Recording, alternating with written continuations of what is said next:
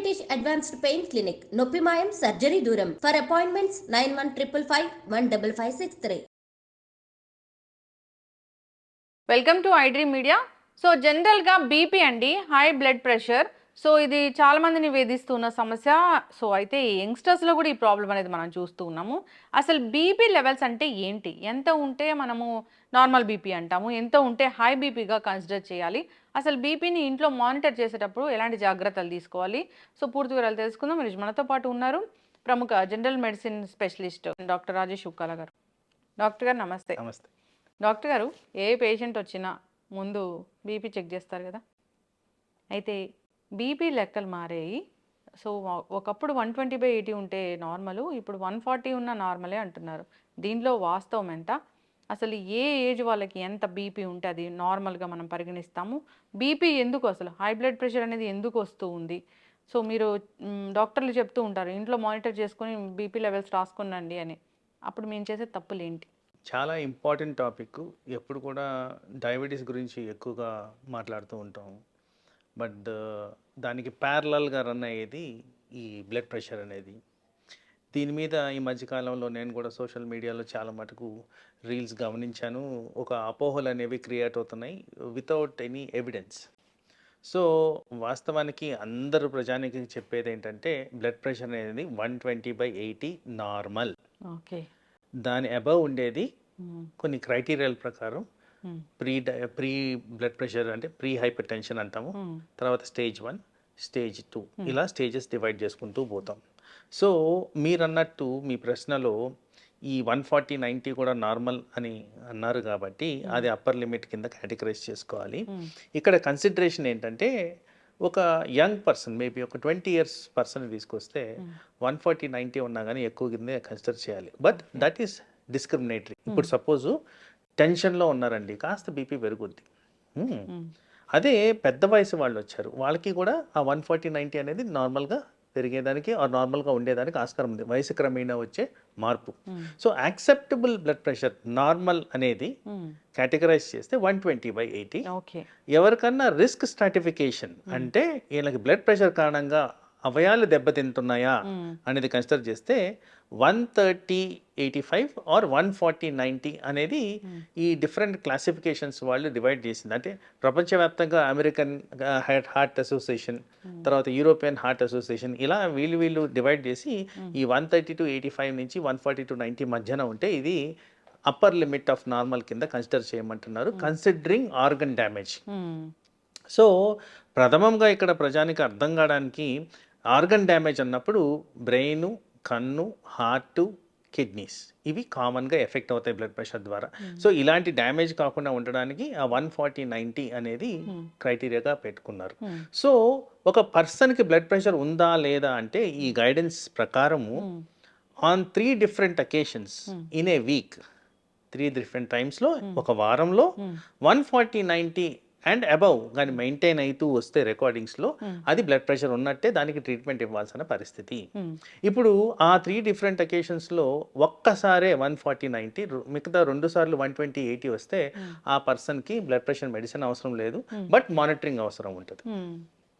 So ఇది చాలా ఇంపార్టెంట్గా చాలా మందికి అర్థం కావాల్సిన పాయింట్ ఏంటంటే అబ్నార్మల్ బ్లడ్ ప్రెషర్ 2-3 సార్లు వచ్చిందంటే ప్లీజ్ యాక్సెప్ట్ చేయండి. దానికి తగ్గ ఎవరైతే డాక్టర్ గారు ఉంటారో వాళ్ళు ఇచ్చిన సూచనలు సలహాలు పాటించండి, అదేవిధంగా ఫాలోఅప్ కాండి. ఎందుకంటే అన్ఫార్చునేట్గా ఈ బ్లడ్ ప్రెషర్ డయాగ్నోసిస్ అనేది ఓన్లీ 50% ఆఫ్ ద ఎలిజిబుల్ పీపుల్లో జరుగుతుంది. అంటే 100 మందిలో బ్లడ్ ప్రెషర్ ఉంటే ఓన్లీ 50 మందికే అసలు బ్లడ్ ప్రెషర్ ఉన్నట్టు చెప్తున్నారు. తర్వాత ఈ 50 మందిలో కూడా మళ్ళీ 50% ఆఫ్ పీపులే మందులు వాడుతున్నారు. ఈ 25 మంది ఏదైతే మిగిలారో వాళ్ళలో కూడా ఓన్లీ 50% టార్గెట్ లెవెల్కి రీచ్ అవుతున్నారు. ఎంత లెవెల్కి ఉండ అంటే మీరు అన్నారు చూడండి 140/90 ఆ లెవెల్కి రీచ్ అవ్వడం జరుగుతుంది. సో ఎసెన్షియల్గా చూస్తే మీకు అరౌండ్ 15% ఆఫ్ పాపులేషన్లోనే బ్లడ్ ప్రెషర్ అనేది కంట్రోల్ ఉంటుందని స్టాటిస్టికల్ డేటా. అయితే డాక్టర్ గారు మీరు అన్నట్లు వీక్లీ 3 times చెక్ చేసుకోవాలా బ్లడ్ ప్రెషర్? ఒక వారంలో 3 సార్లు డిఫరెంట్ టైమ్స్లో చెక్ చేయాలి. డిఫరెంట్ టైమ్స్లో అంటే ఎట్లాగా? అంటే మార్నింగ్ ఒకసారి, మధ్యాహ్నం ఒక రోజు, రాండమ్, అదేం ప్రోగ్రామ్ చేయొద్దు, రాండమ్గా చేసి చెక్ చేయాలి. ఓకే. ఇప్పుడు ఇంట్లో ఇప్పుడు మీ దగ్గరికి నేను రావాలి డాక్టర్ గారు, మీరు జనరల్ ఫిజిషియన్ కాబట్టి ఖచ్చితంగా బీపీలు షుగర్లు చెక్ చేయించుకోవాలంటే మీ దగ్గర రావాల్సిందే. నాకేదో డౌట్ వచ్చింది, నేను మీ దగ్గర రావాలనుకున్నప్పుడు నేను ఇంట్లో బీపీ మానిటర్ చేసుకొని రావాల్సి ఉంటుందా, లేదా మీ దగ్గరకు వచ్చినప్పుడు మీరు చెక్ చేసి దాన్ని బట్టి మెడిసిన్స్ రాస్తారా? సో యాక్చువల్లీ ఇది చాలా ఇంపార్టెంట్ క్వశ్చన్ మీరు అడిగింది. ఇప్పుడున్న బ్లడ్ ప్రెషర్ గైడెన్స్ అంటే మాకు ఎవ్రీ ఇయర్ ఒకటి కొత్తదనం నేర్చుకుంటూనే ఉంటాం ప్రతి సబ్జెక్ట్లో. సో ఇప్పుడున్న బ్లడ్ ప్రెషర్ గైడెన్స్లో 24 hour ambulatory blood pressure monitoring అనేది important in diagnosis of blood pressure. అంటే 24 గంటలు బ్లడ్ ప్రెషర్ని మానిటర్ చేయమంటూ ఆ వచ్చిన రికార్డింగ్స్ ప్రకారం ట్రీట్మెంట్ ఇవ్వమని గైడెన్స్ వచ్చింది. సో దీనికి పరికరాలు ఉన్నాయి, తరచుగా మేము చేస్తుంటాం వీటిని.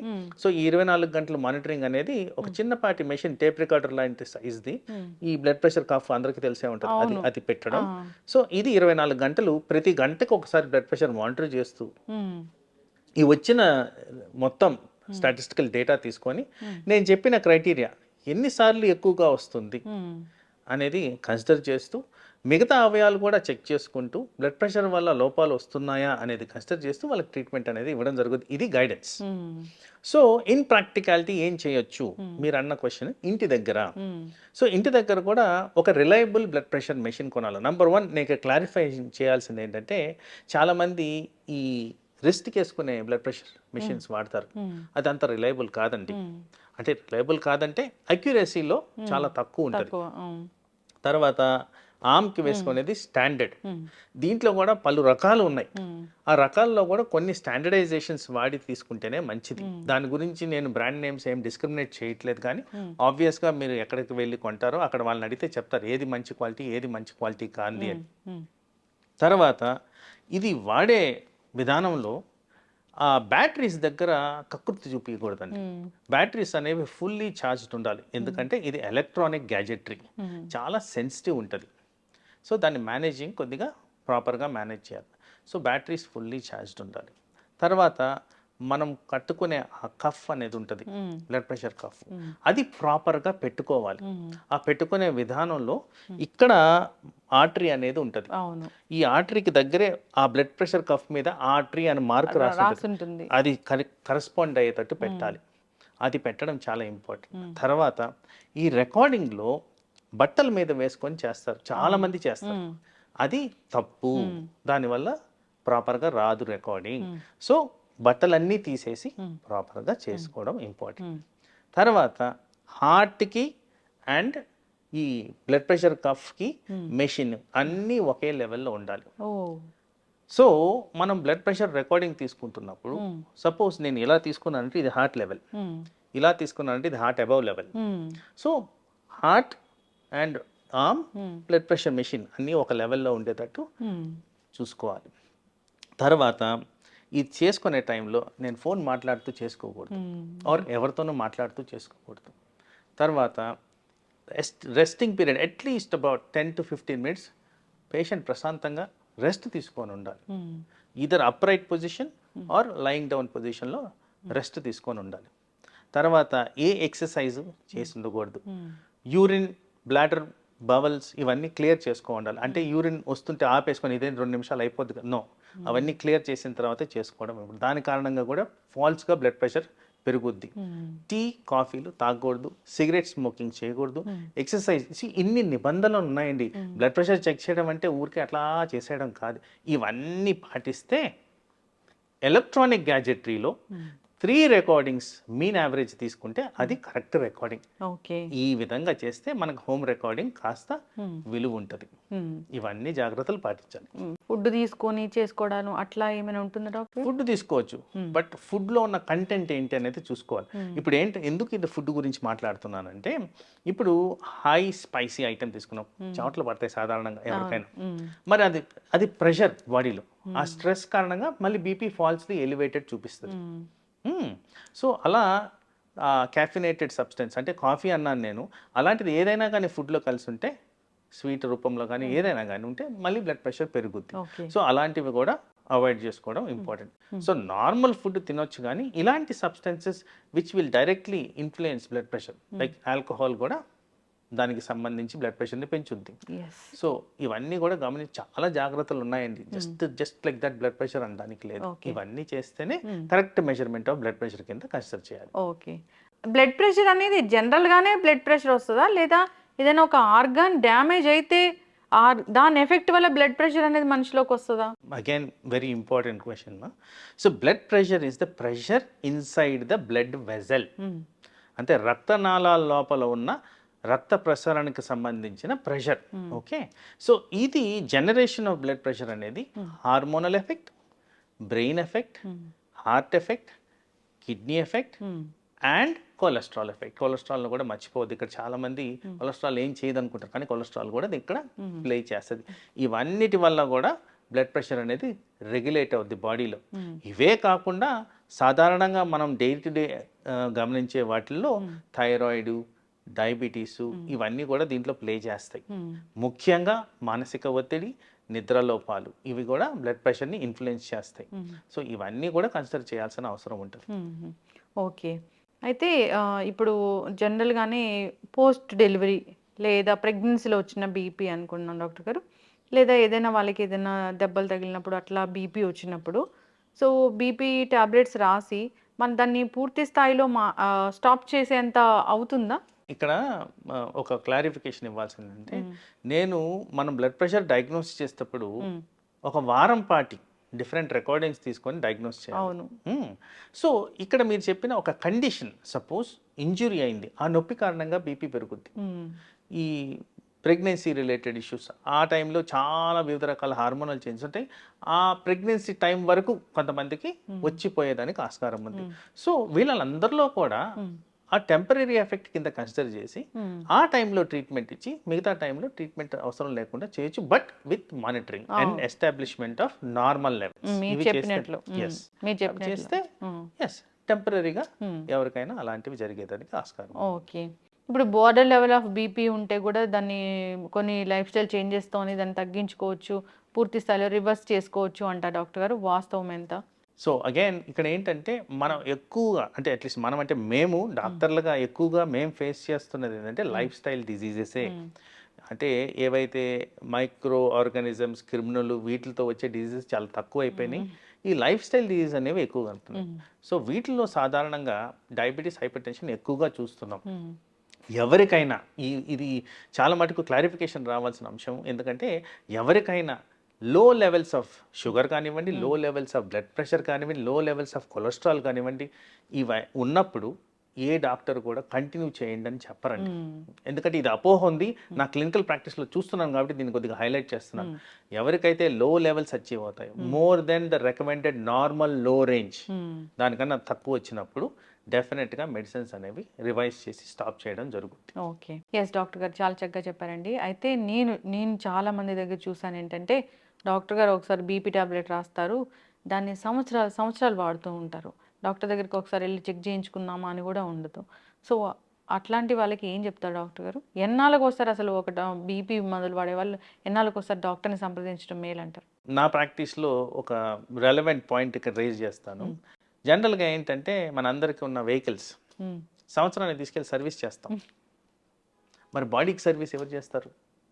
దీన్ని కూడా చెక్ చేసుకోవాలి కదా. సో ఇక్కడ at least once in a year ఒక కాంప్రహెన్సివ్ చెక్ అనేది అవసరం.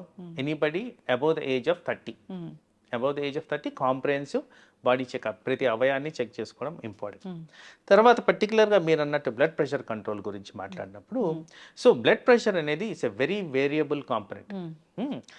ఈ క్షణం ఉండేది పక్క క్షణంకి ఉండేదానికి కూడా లేదు, మారిపోతూ ఉంటుంది. మన మూడు, మనం చేసే యాక్టివిటీ, రెస్టింగ్ పీరియడ్, స్లీప్, వీటి చాలా కనెక్షన్స్ ఉన్నాయి. సో యావరేజ్ చెప్పున it is not a difficult thing. కాబట్టి 1-2 వారంలో రికార్డింగ్స్ ఇంట్లో తీసుకోవడం ఇంపార్టెంట్, నార్మల్గా ఉన్నాయా.